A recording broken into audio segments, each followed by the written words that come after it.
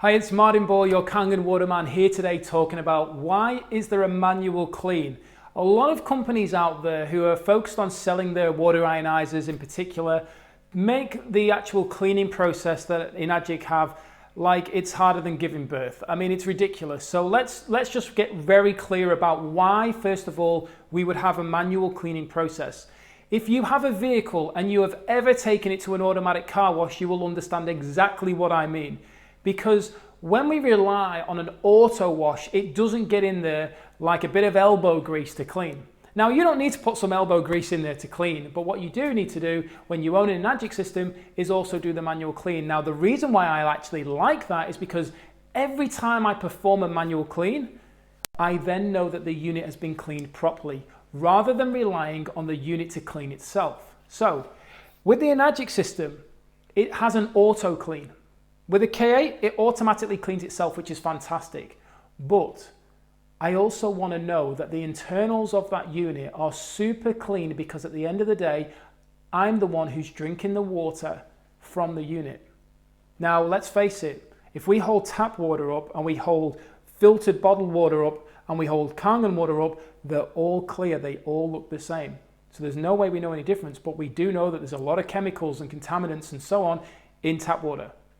If filtered water is purely filtered and super clean, then why does it look exactly the same? So we don't know anything. The naked eye can't show us, but at the same time, it's important we know based on doing the clean manually. So I'm just going to quickly walk you through the process.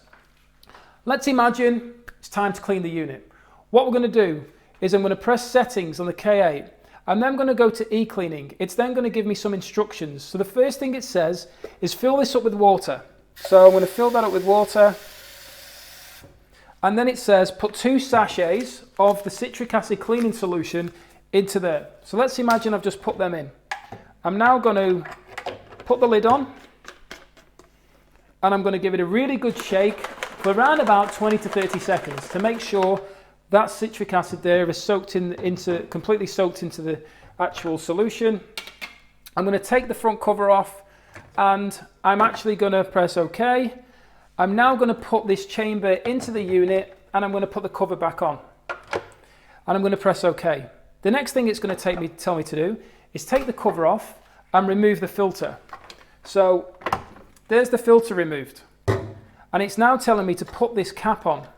So I'm going to put that cap on. I'm going to put the locking pin on, and I'll put it in place. I'm now going to press OK.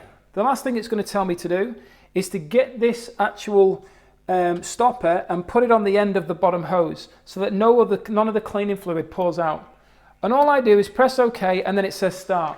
And as soon as I press start, the unit is going to suck that fluid in and start cleaning itself. It's going to help break down any of the calcium buildup. It's going to help get rid of any mold that may be created in the unit, especially when people haven't been cleaning it for a long time. So this now, that's it. That's set up. I don't do anything but press start and let the unit for the next 3 hours clean itself. Now, why 3 hours? Well, for the first hour, it sucks this fluid in to fill the unit up to make sure all the lines are completely covered. And the easiest way to think of it is when you burn a pan with food in it, that food leaches to the side of the pan. So what do? You get the food out that's not been burnt, and you actually put the pan and you soak it full of water to eventually break it off. That's exactly what's happening right now. It's soaking in there and it's breaking off any of the buildup within the unit. Now, after 3 hours, all you do is literally come along. The unit actually walks you through the process, but you take the bottom pipe off.